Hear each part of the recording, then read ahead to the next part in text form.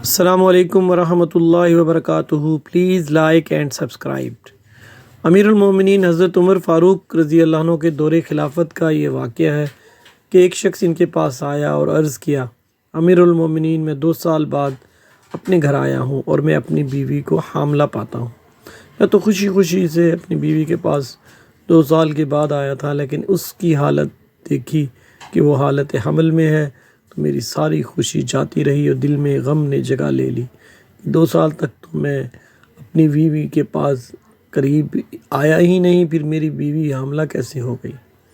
جب میں نے اپنی بیوی سے استفسار کیا تو وہ کہنے لگی، اللہ کی قسم میرے پیٹ میں جو بچہ ہے تو ہوئی اس کا باپ ہے.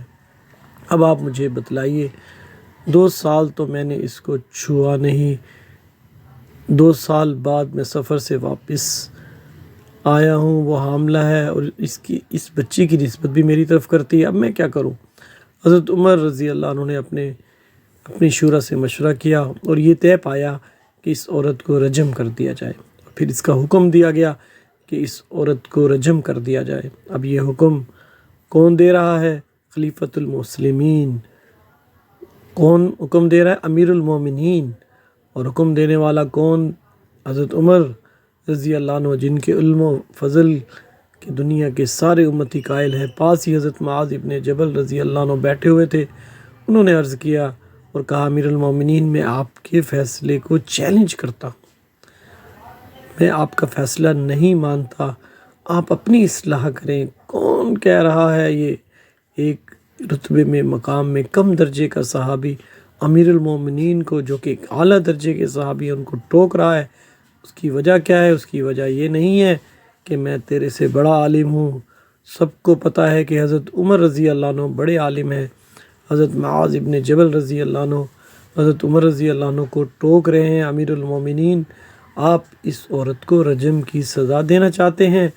ٹھیک ہے، یہ ملزمہ ہے اور یہ مجرمہ ہے آپ کی نظر میں، آپ اس کو سزا تو دیں، مگر اس کے پیٹ میں جو بچہ ہے اس کو کس جرم کی پاداش میں آپ سنگسار کر رہے ہیں؟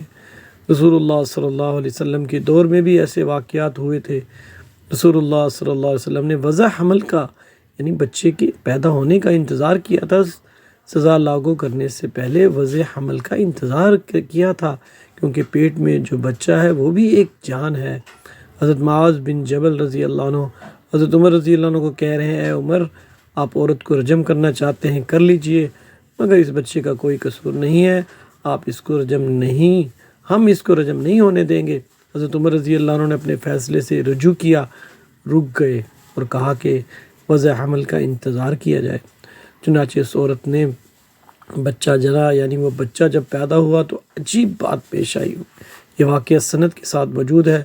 جب اس بچہ پیدا ہوا تو وہ اتنی بڑی عمر کا تھا کہ اس کے دانت نکلے ہوئے تھے، یعنی وہ اتنا بڑا پیدا ہوا کہ پیدائش کے وقت ہی اس کے دانت نکلے ہوئے تھے. اور جب اس کے باپ نے اس بچے کو دیکھا تو وہ بے ساختہ کہنے لگا، اللہ کی قسم، کعبے کے رب کی قسم، یہ تو بالکل میرے ہی جیسا ہے اور یہ میرا ہی بچہ ہے.